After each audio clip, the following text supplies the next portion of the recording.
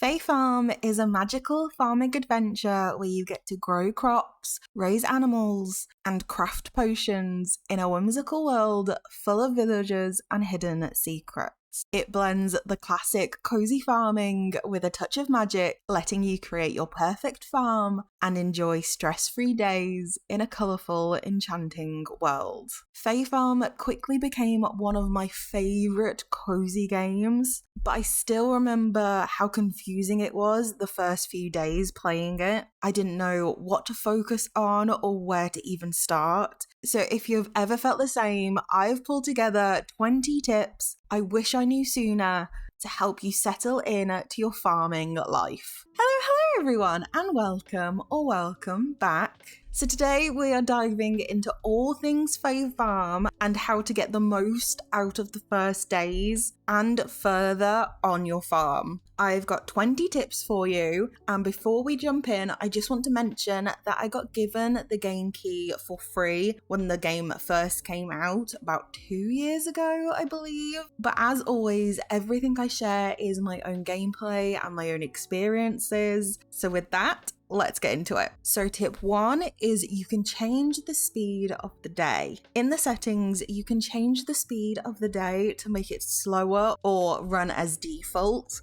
It will show you if the day is running longer by displaying a snail symbol by the time in the right hand corner. A game day typically lasts about 18 minutes in real time, but if you feel too rushed and the days feel too short, you can lengthen these days in settings, and then the length will change to about 36 minutes of real time minutes, making it a lot easier for you to complete everything that you want to during the day. While we're in the settings, you can also save anywhere by clicking the save button, and it saves every time you go to bed, which is very handy. Tip 2 is quite an important update that Fae Farm have announced, and it is about multiplayer. So the developers of Fae Farm have stated that the game will be going offline on the 10th of September at 23:59 Pacific time, and it means that you will no longer be able to play online and the game will not receive any future updates, meaning that this game no longer has multiplayer. You can still play it in single player mode, and you can still play the DLCs if you want to, you just can't play multiplayer mode. Tip 3 is your almanac is your best friend in this game, and you will be using it constantly. It makes it so much easier to see what resources you need for each tool or craftable, and you can look at it anywhere you are in the game. It means you don't need to keep going backwards and forwards to individual vendors to see if you need 4 more wood for a specific item. You can just look at it in your almanac and it will tell you the resources you need. It is so handy, other than just telling you the vegetables and forageables you've discovered. Tip 4 is for your very first day. So day 1 on your farm, you have infinite stamina, and you can use this to clear your whole garden if you want to, so you can get rid of the stone and fiber and wood. Just remember to store all of these resources and don't sell any of them, because you will need these. Trust me. Time still does move though, so even though you have infinite stamina, you'll only have 1 day of it. Tip 5 is there is no penalty for staying up past midnight. So the game day resets at midnight and then you wake up again at 6 a.m. If you don't make it to bed in time, you will just get sent back to your house and you won't lose any items, and the day won't start later, which is great. It just means that you won't get a buff that gives you stamina and magic regain for the duration of that buff. You will see it on the left hand side and it kind of looks like an eye symbol. You get that when you go to bed on time the previous night. Tip 6 Keep as many resources as possible. The shed that you are given is fantastic. You get infinite space in there, so you can store as much as you want to. Keep as many resources as possible in your first few days or weeks that you are playing, because you will need them. You need so much copper, so much wood, so many gems. It is insane. So keep as much stuff as possible. And if you are struggling for money, you can always watch my previous video, which I will put a little card up now for you, which tells you how to earn money quickly. Tip 7 is when you get your net, don't forget to catch all the bees and the frogs and the butterflies. You will need them, so catch them and collect them. You will need those for later in the game. Collect them all and store them in your infinite shed space. Tip 8 is that resources generally take 1 to 3 days to come back, depending on what they are. So you can chop down trees and pick up forageable items from around the whole map. Some respawn quicker than others. Trees, I found, will generally take 3 to 4 days to regrow, while coral and sand dollars, they will take 1 day to 3 days to come back. Tip 9 is to upgrade your backpack. Do this as soon as you can because you run out of space so quickly. You can talk to the villager Sky, who is one of the merchants in the village, and they have 3 upgrades for your inventory. The first upgrade is 500 florins, the second upgrade is 2,500 florins, and then the third upgrade is 5,000 florins. The first upgrade, which is 500 florins, should be quite easy to do within the first couple of days. And trust me, saving up your money for that extra bag space is so needed. Tip 10, I want to talk about the Coasts of Croakia DLC quickly, because if you buy that alongside the Fae Farm game, they install together, but you can't actually go to that DLC until day 4 of your Fae Farm playthrough. Once you are there, have a look at the trinkets and you can save up the resources for which one you would like to get. I personally think the mining one is the best, but it is completely up to you, and you can also catch bugs there if you need them as well, and bring them back to your storage shed and store them in there. It is very handy. Tip 11 is about the villagers, and you can be friends and flirt with as many villagers as you want, but you can only marry one of them. So the villagers in Fae Farm are cute, but unfortunately the conversations are very repetitive and very boring. They don't say much, so being romantic with them isn't much fun. So you don't have to marry them if you don't want to. They don't really do anything once you've married them. As you start to get closer to your chosen partner, you will get cutscenes, and then you can marry them for 10,000 florin if you so choose. They will then move into your house. Again, unfortunately, they don't actively do anything,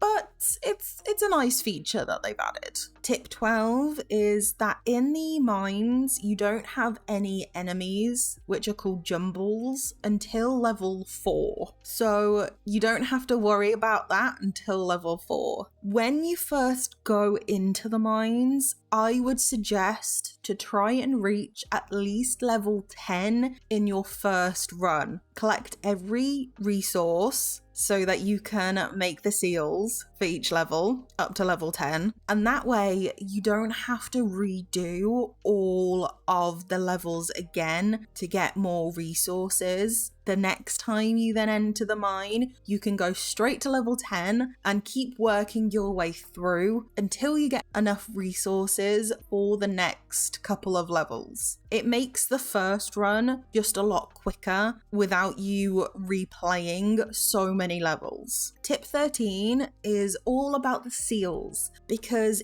if you do reach level 10 on your first run, you should have enough resources to make the the seals for your farm and for the salt mine area so that then you can fast travel. So there are plinths next to the salt mine and next to your farm, and you can create seals that go in the plinths. Once you have created the seals, you can click on them and click the area that you have created the other seal for, so say the salt mines, and it will take you to that area. It is so much faster than wandering around the map. Tip 14 is that after you've cleared the mines, you then get access to jobs, friendship quests, your first spell, and more. So things start to unlock as you progress further on into the game, and you might have seen something in the game that you don't have access to, and you might be worried and thinking your game is bugged. It's not, it's just that you haven't progressed further.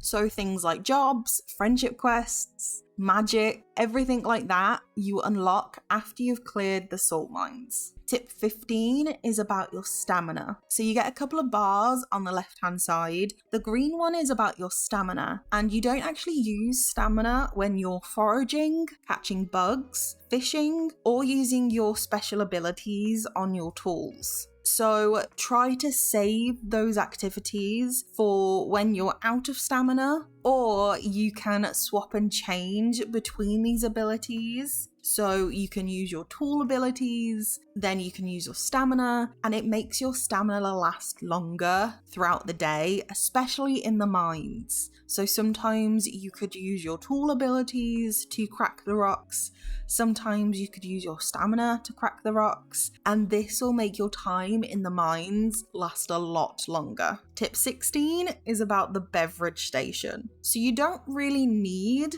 to make the beverage station. There is like a side quest to make it, and you can do that, but you don't really need to make any beverages. So the hot teas warm you up when it is raining outside, and the cool ones cool you down when it is too hot outside. And if you haven't drank one in a while, it depletes your energy, meaning that you lose energy throughout the day. I have found that it doesn't really take a lot of energy from you, and does this probably once or twice through the day, and it doesn't take enough energy for you to worry about it. It's not really a mechanic for you to worry about in the game. It's a nice little slice of life feature, but nothing for you to worry about if you don't want to. Tip 17 is all about your crops. So when you plant crops, try to keep them in a 3x3 grid if you can,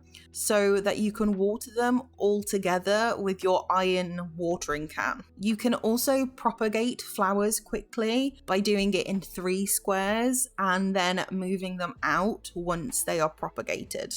Tip 18 is a little bit of a spoiler, but it's quite useful to know about the job quests. This one is make sure you do all of the job quests to about level 4 or level 6 before you move on to the Fae realm.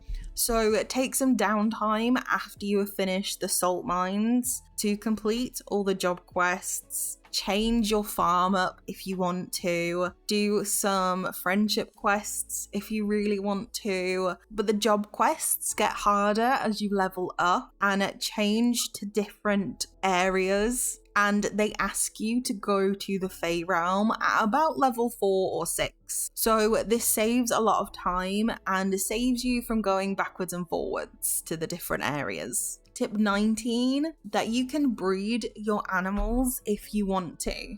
So you only need 1 animal to be able to breed it. You don't need 2, but to be able to breed them, they need to be fully content before you do. You then take them to Loretta, Patel, or Teal, and the animal stays with them for 2 days. So you won't get any resources from that animal while you are breeding them. You can also take special animal charms, and those animal charms increase the chance of those animals having a specific color. It's not guaranteed guaranteed though, which is annoying. And I have used so many charms and not had a coloured animal, so I'm not sure what the chance is. There are 14 different colours that you can choose from, and each different animal breed has its own house. And the last tip, tip 20, is talking about your upgrading tools, similar to tip 18. So make sure you upgrade your tools as you go, but you don't need to upgrade your net or your fishing rod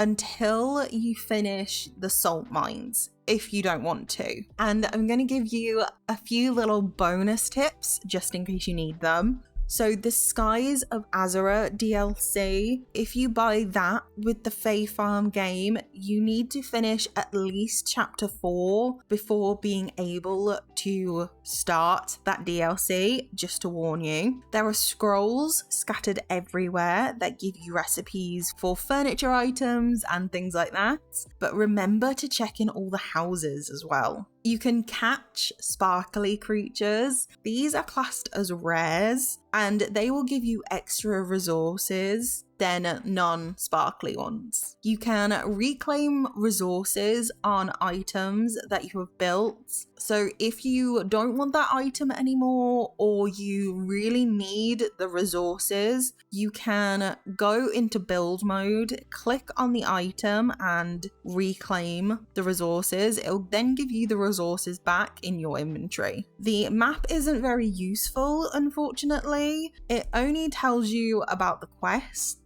and where the people are to hand in the quests. And a little bit of a spoiler, at the end of chapter 3, more villagers come into the town. So if you don't like the romance options that you are given at the start, wait, because you will be introduced to more villagers. And that's it. I hope you found these Fae Farm tips helpful and make your farm life more fun. If you enjoy this video, please don't forget to subscribe for more cozy gaming guides and beginner tips. And if you feel like binge watching some videos, YouTube has a recommended video that they think you'll love. I hope you're having an amazing rest of the day wherever you are, and I will see you in the next one. Bye!